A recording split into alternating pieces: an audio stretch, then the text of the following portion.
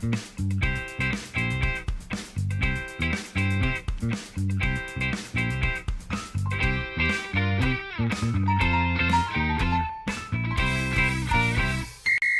and welcome to Extra Time with me, Gary James, and owner of Prepared PR, Lisa Smith. And this is a sports-related show. Now, it means that we can invite as guests people who work or are connected to sport, but aren't necessarily always sportsmen or women. So we can give you a glimpse of what goes on behind the scenes. And our guest today is one of those people. Please welcome celebrity hair designer Daniel Johnson. Daniel, welcome. Thank you for coming on Extra Time. Thanks, brilliant. Before we get into people's hair, mainly the footballers' hairs that you cut. Yep. You started cutting hair at the age of 12. Tell us about that. Yeah, I mean, I started cutting at the age of 12 for a reason, because when I was that young, I wanted a certain look, and I found that when I was going to a few barbershops, they couldn't actually do the style. So that's when I decided I've had enough. I'm going to go and get some clippers. And I started cutting my own hair, and then I started doing friends and family, and then slowly the word started getting out, and my mum's household became a shop, and she wasn't too happy about that, but I said, Mum, yeah, I've got this. And it went from family and friends to me actually taking my garden chair, the bathroom mirror, and having a barber shop at the age of 16. Wow. So I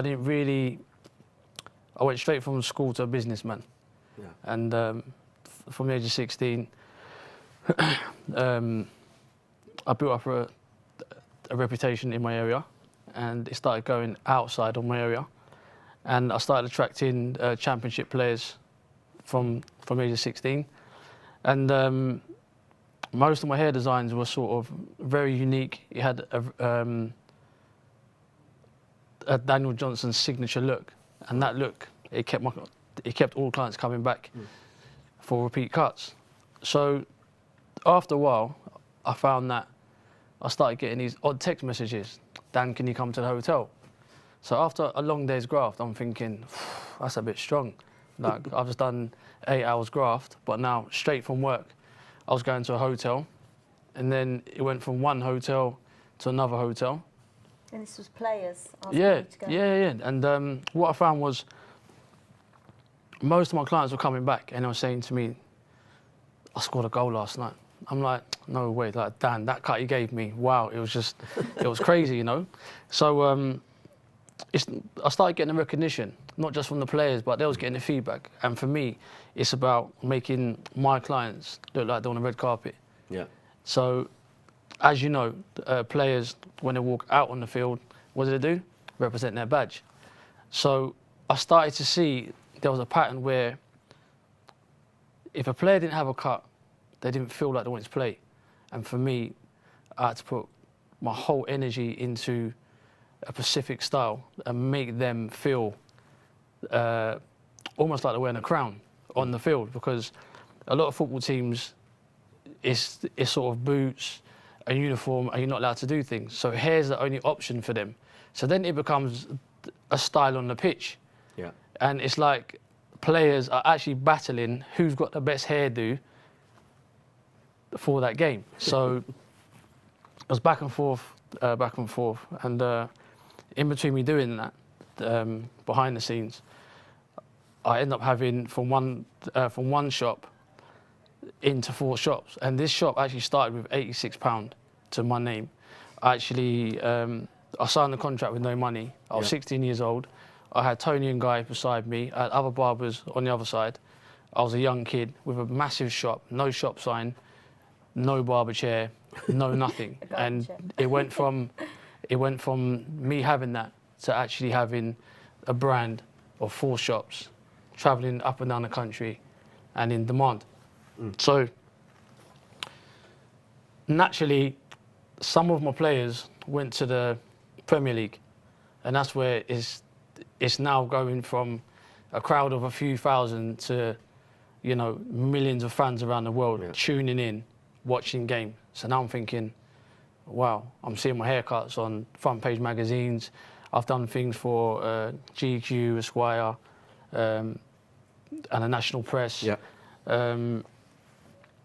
And you were sort of a stylist or a consultant to La Vida, weren't you? Sorry? When you were a stylist Yes. to La Vida. Yeah, that come across with just me I say hair's a lifestyle and it's the old accessory, which is fact. Who's going to go to a wedding and not do their hair? Male or female? Yeah. No one.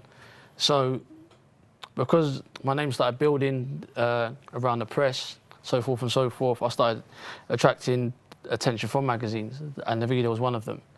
And so far it's going really, really well. And I've got my own little section in there, and I'm just giving tips of not just men's grooming, but on style, how to dress, how to look good on a night out. Come on then. Field. What do you reckon?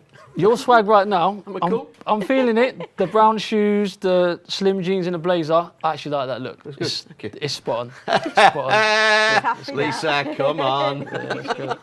Oh dear, brilliant. You've made an old man very happy. Oh, what do you mean old man very happy? 39. But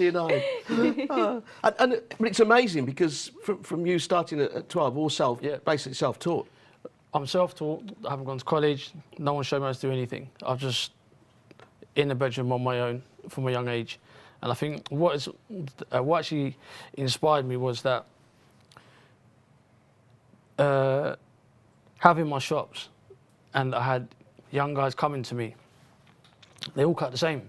Yeah. So that tells me there's something wrong in the hair industry, because if everyone's cutting the same, who's unique?